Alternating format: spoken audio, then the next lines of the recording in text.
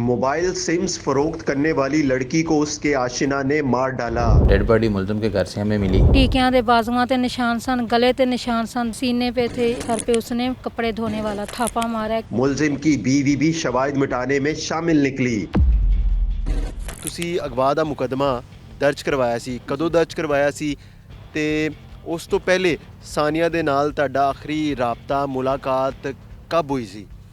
ਅਸੀਂ ਇਹਨਾਂ ਮੁਕੱਦਮਾ ਅਸੀਂ ਦਰਜ ਕਰਵਾया है 30 तारीख को ਅਸੀਂ मुकदमा दर्ज करवाया है। उससे पहले हमारी 3 साल से बच्ची काम कर रही थी और काम करते करते हुए इधर सुबह जाती थी, शाम को घर आ जाती थी और 6 महीने से आखिरी बात जब गई थी हमारे साथ कोई बात नहीं, उसने कोई यही कहती थी कि मैंने काम करना है, काम करके मैं आ जाऊंगी, उधर ही रहना है, उधर ही जाना है। लेकिन हमारे साथ कोई ऐसा रास्ता नहीं हुआ 6 महीने से, ना कोई रास्ता हुआ, ना कोई हमें उन्होंने पता दिया, ना कोई कॉल की, ना कुछ भी नहीं।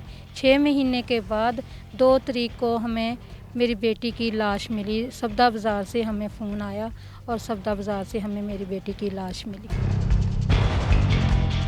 ਜਦੋਂ ਤੁਸੀਂ ਗਏ ਹੋ ਤੇ ਉਹਦੀ ਹਾਲਤ ਕਿਸ ਤਰ੍ਹਾਂ ਦੀ ਸੀ?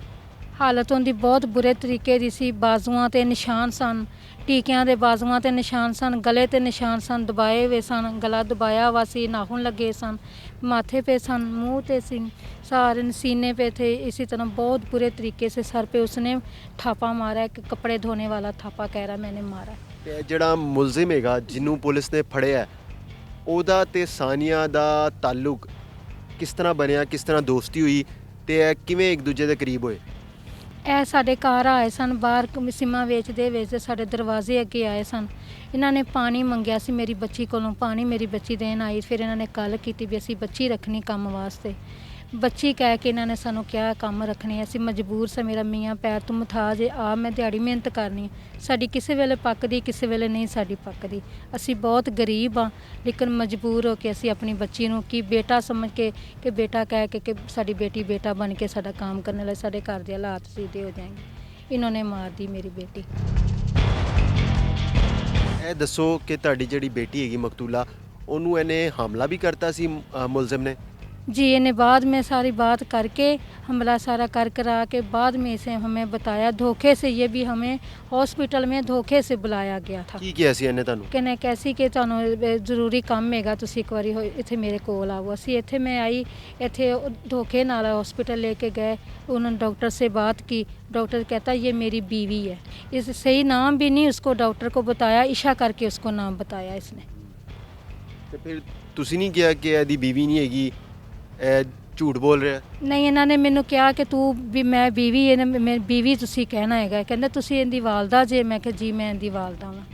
ਇਹ ਸਾਰਾ ਕੁਛ ਇਹਨੇ ਕਰਕੇ ਬਾਅਦ ਚ ਇਹਨੇ ਮੈਨੂੰ ਬਤਾਇਆ ਕਿ ਅਸੀਂ ਇਹ ਕੰਮ ਕੀਤਾ ਵੇ, ਅਸੀਂ ਇਹ ਤਲਕ ਰੱਖਿਆ ਸੀ, ਇਹ ਅਸੀਂ ਕੰਮ ਕੀਤਾ। ਕਿਉਂਕਿ ਇਹ ਮੁਲਜ਼ਮ ਜਿਹੜਾ ਹੈਗਾ ਸ਼ਾਦੀशुदा ਵੀ ਹੈਗਾ। ਜੀ, ਸ਼ਾਦੀशुदा ਦੇ 2 ਬੱਚੇ ਨੇ। ਮੈਂ ਆਪਣੀ ਬੇਟੀ ਕੋਲ ਪੁੱਛਦੀ ਸਾਂ, ਮੈਂ ਆਪਣੀ ਬੇਟੀ ਨੂੰ ਕਹਿੰਦੀ ਸਾਂ ਕਿ ਬੇਟਾ ਇਹਦੇ ਨਾਲੋਂ ਕੰਮ ਛੱਡ ਦੇ, ਅਸੀਂ ਤੇਰੀ ਸ਼ਾਦੀ ਅਸੀਂ ਮੰਗਣੀ ਕੀਤੀ ਹੋਈ ਸੀ ਆਪਣੀ ਬੱਚੀ ਦੀ, ਤੇ ਕਹਿੰਦੀ ਸੀ ਮੈਂ ਉੱਥੇ ਸ਼ਾਦੀ ਨਹੀਂ ਕਰਨੀ, ਮੈਂ ਇਹਦੇ ਨਾਲ ਸ਼ਾਦੀ ਕਰਨਾ ਚਾਹੁੰਦੀ ਹਾਂ। ਉਹਨੂੰ ਪਸੰਦ ਨਹੀਂ ਕਰਦੀ ਸੀ ਇਹ? ਨਹੀਂ, ਬੱਚੇ ਪਸੰਦ ਕਰਦੀ, ਕਹਿੰਦੀ ਸੀ ਮੈਂ ਇਹਦੇ ਨਾਲ, ਇਹਨੇ ਪਤਾ ਨਹੀਂ ਭਾਈ ਉਹਨੂੰ ਕੀ ਕਿਹਾ ਹੈ ਕੀ ਨਹੀਂ ਕਿਹਾ। ਇਹਨੇ ਇਸ ਬੰਦੇ ਨੇ ਉਹਨੂੰ ਮੇਰੀ ਬੇਟੀ ਨੂੰ ਕਿਹਾ ਕਿ ਮੇਰੀ ਬੇਟੀ ਨੇ ਜਵਾਬ ਦੇ ਦਿੱਤਾ ਸ਼ਾਦੀ ਤੋਂ। ਹੁਣ ਤੁਹਾਡਾ ਕੀ ਮੁਤਾਲਬਾ ਹੈਗਾ, ਕੀ ਕਹਿਣਾ ਚਾਹੋਗੇ? ਇਹ ਸਾਰਾ ਇੰਨਾ ਵੱਡਾ ਕੰਮ ਹੋ ਗਿਆ ਤੁਹਾਡੇ ਨਾਲ। ਅਸੀਂ ਭਾਈ ਇਨਸਾਫ ਚਾਹੁੰਦੇ ਹਾਂ, ਸਾਨੂੰ ਕੁਛ ਨਹੀਂ ਚਾਹੀਦਾ। ਸਾਡੇ ਅਸੀਂ ਮਾਂ ਬਾਪ ਗਰੀਬ ਹੈਗੇ ਹਾਂ, 2 ਬੇਟੀਆਂ ਨਾਲ ਅਸੀਂ ਇਹਨਾਂ ਦੇ ਆਸ 'ਤੇ ਲੱਗੇ ਫਿਰਦੇ ਸਾਂ। ਬੇਟਾ ਨਹੀਂ ਸਾਡੇ ਕੋਲ ਹੈਗਾ ਸੀ, ਬੇਟਾ ਅਸੀਂ ਕਿਸੇ ਕੋਲ 6 ਮਾਹ ਦਾ ਲੈ ਕੇ ਪਾਲ ਰਹੇ ਹਾਂ, ਸਾਡੇ ਕੋਲ ਬੱਚਾ ਨਹੀਂ ਹੈਗਾ ਸੀ। ਪੈਸੇ ਕਿੰਨੇ ਦਿੰਦਾ ਸੀ ਇਹ? ਪੈਸੇ ਸਾਨੂੰ ਬਾਈ ਇੱਕ ਵਾਰੀ ਇਹਨੇ ਸਾਨੂੰ 15,000 ਰੁਪਇਆ ਦਿੱਤਾ ਹੈ, ਇੱਕ ਵਾਰੀ ਕਦੀ 5 ਦੇ ਦਿੰਦਾ ਸੀ, ਕਦੀ 10। ਅਸੀਂ ਬਾਈ ਬਸ ਇਹਨਾਂ ਤੇ ਇਤਬਾਰ ਕਰਕੇ ਮੈਂ ਆਪਣਾ ਬੇਟਾ ਸਮਝ ਕੇ ਤੇ ਮੈਂ ਆਪਣੀ ਬੱਚੀ ਨੂੰ ਨਾਲ ਘਲਾਇਆ। ਮੇਰੀ ਬੇਟੀ ਵੀ ਬੇਟਾ ਬਣ ਕੇ ਮੇਰੀ ਬੇਟੀ ਇਹਨਾਂ ਦੇ ਨਾਲ ਟੁਰੀ, ਪਰ ਇਹਨਾਂ ਨੇ ਮੇਰੇ ਤੋਂ ਬਹੁਤ ਜ਼ੁਲਮ ਮੇਰੀ ਬੇਟੀ ਤੇ ਕੀਤਾ। ਸਾਨੂੰ ਇਨਸਾਫ ਚਾਹੀਦਾ, ਸਾਨੂੰ ਕੁਛ ਨਹੀਂ ਚਾਹੀਦਾ।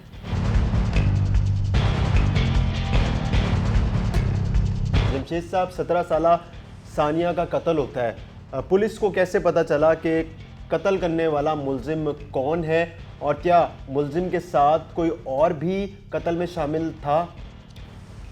जी, ये स्टोरी इस तरह से है कि हमारे पास 31 तारीख को मुकदमा दर्ज होता है 365B का, जो सानिया उसकी वालिद की मदईयत में कि जो मेरी बेटी है वो लापता है।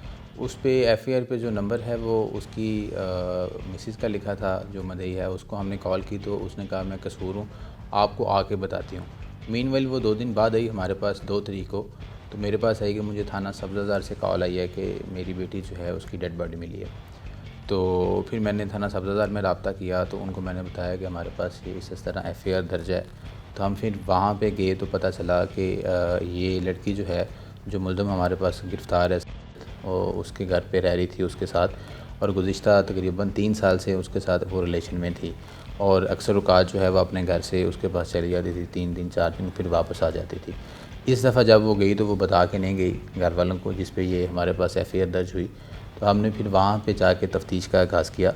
इनिशली जो है वो डेड बॉडी मुल्ज़िम के घर से हमें मिली, और पुलिस को इतला जो है वो 1122 ने दी। वहाँ से हमने अपनी तफ्तीश का आगाज़ किया। चूँकि ये डेड बॉडी मुल्ज़िम के घर से मिली, तो इनिशली जो है हमें उस पर ही शक हुआ। उसको हमने इंटरोगेट किया तो उसने बताया कि ये बीमार थी, मेरे साथ रह रही थी, तो ये वाशरूम में गिरी है, जिस वजह से जो है वो इसकी डेथ हो गई है।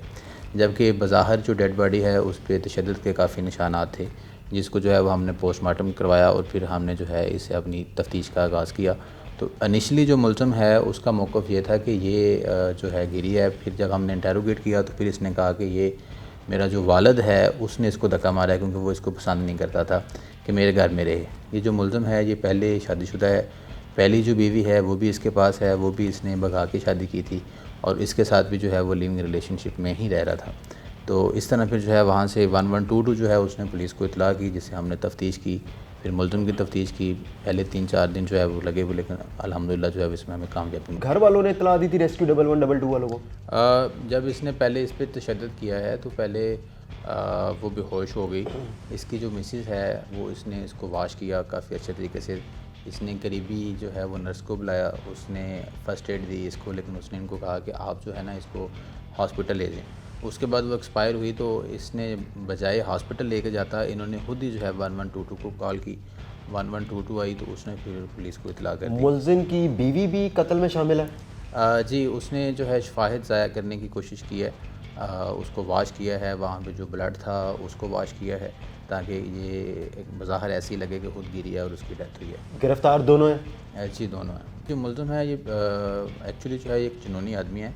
अगर आपने चीज़ें देखी हों तो इसने जो है वो अपने चेस्ट के ऊपर, बाहर सारे जिस्म के ऊपर जो है वो शाहरुख खान का नाम लिखाया हुआ है। उस दिन जो है वो उसने कहा मेरे साथ चलो, वो बीमार थी, उसने कहा मैं नहीं जा सकती, जिस पे जो है इसने उसको तशद्दुद का निशाना बनाया। तो तशद्दुद किस तरह किया, किन चीज़ों का इस्तेमाल किया इसने?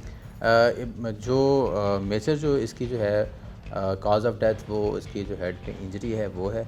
उसके अलावा जो है इसने तशद्दुद हाथों से, थप्पड़ों से, मुक्कों से वो है इस पर तशद्दुद किया है। लेकिन जो मेन जो उसकी कॉज ऑफ डेथ बनी है हेड इंजरी है, जो इसने जो है वो कपड़े धोने वाला डंडा होता है वो इसके सर में मारा।